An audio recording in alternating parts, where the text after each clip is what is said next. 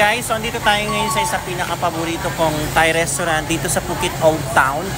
Tinatawag nilang Tor Toi To. Lagi kong na-feature ito sa previous vlog ko, guys. So, ngayong vlog na to, kasama ko ang aking friendship forever. Finally, for how many years nagkita kami, nagbanding kami. So, ngayon dinala ko siya dito sa restaurant na to. So, let us welcome my special guest sa aking vlog. Let us welcome the traveling chef ng Phuket, Thailand, Carol.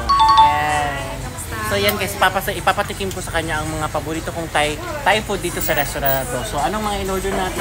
Ang drinks natin is Thai milk tea, Chayen, yeah. Thai milk tea, Chayen, and of course my favorite Pad Krapao seafood with fried egg. Yan.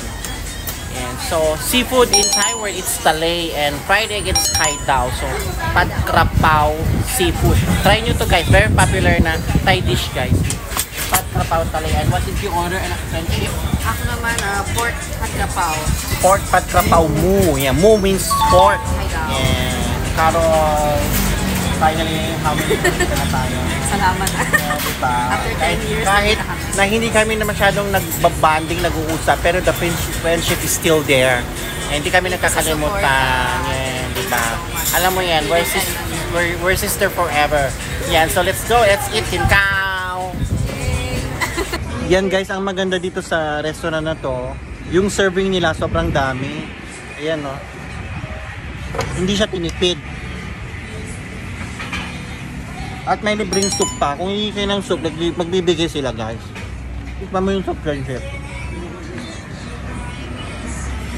Gusto ko to.